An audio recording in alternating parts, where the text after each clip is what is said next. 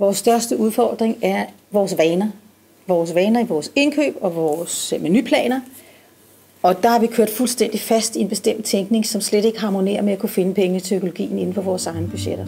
Birte Brorson rådgiver køkkener i at styre økonomien, når de omlægger til økologi. Man kan dreje på nogle knapper. Knap nummer 1, den hedder madspild. Og det siger sig selv, at hvis man kan skære ned på sit madspild, så sparer man nogle penge. Man skal bare regne, hvor mange det er.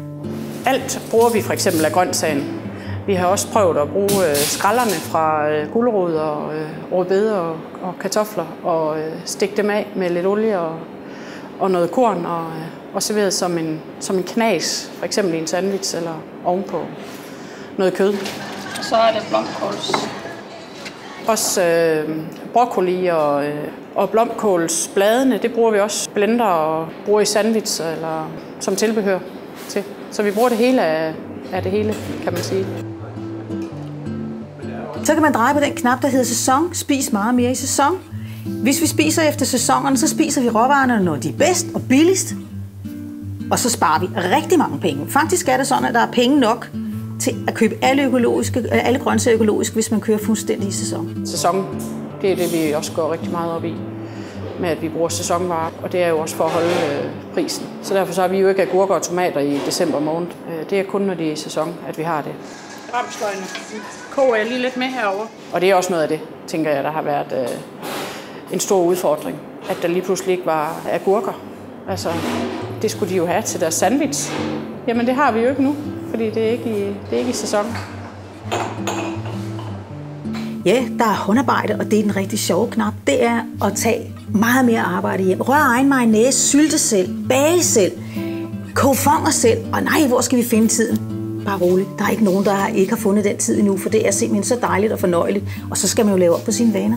Vi fik arbejdsglæden tilbage i køkkenet, ved at vi lige pludselig fik lov at sætte præg på det mad, som vi stod og lavede. I stedet for, at man bare går ned og henter kyllingerne nede i fryseren, jamen så får vi dem op, og vi skærer dem selv.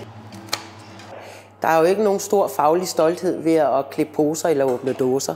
Altså, så det er det, at vi lige pludselig får brugt vores faglighed, og at vi kan sige, jamen, der er altså ikke alle, der kan gøre det, som vi kan. Det skal vi være stolte af, altså. Kødhakker, den har vi jo selvfølgelig været nødt til at anskaffe os, da vi gik i gang med at partere vores grise selv. Man er nødt til at finde nogle penge i sine vaner, så man skal planlægge meget, meget bedre, man skal købe ind meget bedre, og man skal styre sin tid meget bedre. Så man skal altså lave noget skrivebordsøkologi, og det gør man ved at kigge sig selv grundigt efter, hvordan er det, jeg køber ind, og hvordan er det, vi arbejder. Det krævede en del tilvænning i arbejdsrutiner og maskiner og alle sådan nogle ting. Og få hele det til at spille sammen. Gulerødderne skal skrælles, rødbederne skal skrælles, sellerien skal skæres ud, kødet skal skæres ud. Der skal bruges nogle flere håndressourcer, kan man sige, på de økologiske ting, fordi det er simpelthen for dyrt at købe det færdigt. Kødpålæg, det laver jeg ikke selv, men jeg køber de hele stykker. Hvis jeg for eksempel har lavet en nakkefilet eller noget farsbrød eller noget, der er noget tilbage, så køler jeg det ned og skærer det på pålægsmaskinen, og så har jeg en forholdsvis billig pålæg. Så har jeg også dej til eftermiddagsbrødet her længere nede. Jeg laver altid 2 deje, fordi ellers så det tager simpelthen for lang tid at skal lave eftermiddagsbrødet om morgenen.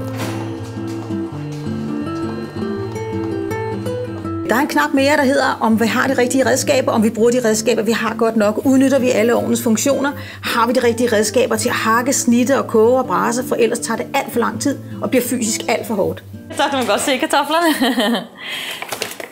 Det er der, hvor jeg vælger en forholdsvis nem løsning. Det er stadig økologisk. De er rå, de er udelukkende blevet raspet, så de er ikke blevet forkogte eller noget. Men jeg har ikke investeret i en kartoffelskræller. Og jeg har ikke tid til at skrælle dem selv.